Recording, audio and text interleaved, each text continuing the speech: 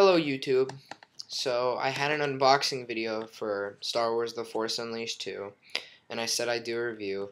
I apologize, I'm like a week late, but IGN kind of ruined my experience. I'll get to that later. But I'm going to do just a brief review just to state my opinion on the game. So just quickly comparing the first one and the second one, I'm just letting you know it's not a successful sequel. I'm sorry to say. Like, it's fun to play after a while, but it simply has too many flaws that I don't know, they just completely redid the game for reasons I don't know. But just to start off, I'm going to list 2 pros and 2 cons about the game that kind of sum it up really.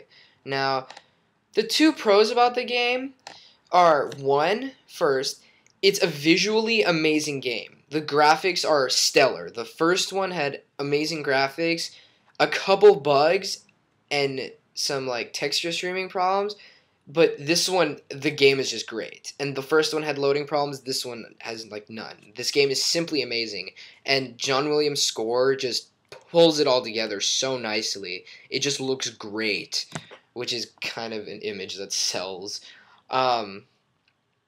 The second pro is there's a lot more scripted moments, like say in the first one where Starkiller brought down the Star Destroyer. I mean, it was frustrating for some people, but there's a lot of amazing moments, many of them involving free falls. But it's simply a crazy game. There's a lot of moments that make you go, oh gosh. So yeah, Starkiller is really over the top in this game. Now, the problems in this game, and these are pretty big, and I really don't want to be like one of those snobby company reviewers like IGN or anything, but this is pretty much why it's bad, these 2 reasons. The first one being, it's just too short. I'm not joking, this game is 5 hours. You could say 6 or 7 maybe at the most, but it's pretty short. Now, I wouldn't mind it being short, because some short games really pack a lot in them. But this one's really not. It's more of like, the first game, one level was a planet. Each planet in this game takes 3 levels. Now, some of them are enjoyable, such as Cato Nemoidia, the bridge planet. But it's just, there's not enough in here. Like, literally, there's in total about 3 different settings, not including Dagobah, which is completely useless. Just a quick note, a lot of reviewers say Yoda and Boba Fett's cameos are useless. Yoda's is completely useless in my opinion. Just the whole trip to Dagobah was a waste. It's just like 4 free holocrons, but it's a complete waste. And Boba Fett is useless at first, but I'm not going to spoil anything, but it is useful in the end. I'm not going to say why, but it is. Now, going back to the other con, this one being, in my opinion, the biggest one, is that there's no variety, and the enemies are just annoying. Now, that's not a very short way to sum it up, but in the first game, there were 46 different enemy types. Yes, I counted. In this one, there's only 18.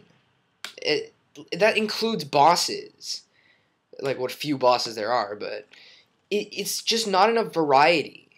I had a friend of mine play it, and after an hour, he just goes, okay, you play it. I'm getting tired of fighting the same enemies. Not only that, the combat's completely different, for better or for worse, because the whole idea of it is like, one enemy can be killed with the Force, while another one's killed with lightsabers. Now, this is interesting at first, but you're going to be fighting one enemy type while trying to defend from the other, just knocking him off one at once. Now, it is fun at first and intriguing, but it just gets annoying after a while. Now, one con that I disagree with that a lot of reviewers have been having, so I'm kind of not trying to be too much of a jerk here. So, IGN said the game was too easy, okay? So, I start the game on hard. No, it's not. I died more times than I have in, like, any other game. I died plenty of times. So that's one reason why this review took a while, because I had to play the game twice. So trust me, you're better off just, it is somewhat easy on normal, but once you play it on hard with all your powers maxed out, it is fun. The combat does get somewhat more fast paced and funner. So I do recommend that if that's what you want. So just some final words I'm gonna say is, trust me, you're more wanting to play this one than this one. They're both, well, this one's great. This one, if the first one, this is what I would rate the first Force Unleashed. I would give the first Force Unleashed about a 9. My only problem was maybe the bugs in the game and the loading problems. Like, maybe there's other flaws people have. The length for me was fine because the variety kept me going. But I would rate this one a 9. I love this game. Now, the second one, I would probably give this about a 7 to possibly a 7.5 because, one, it's not worth your money. Two, it just doesn't deliver what you would expect. I mean, there's a lot of good stuff in it, but there's just too many bad stuff that keeps it from being a masterpiece.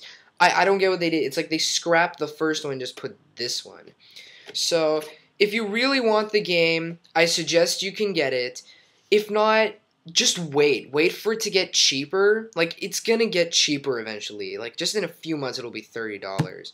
So, that's what I recommend.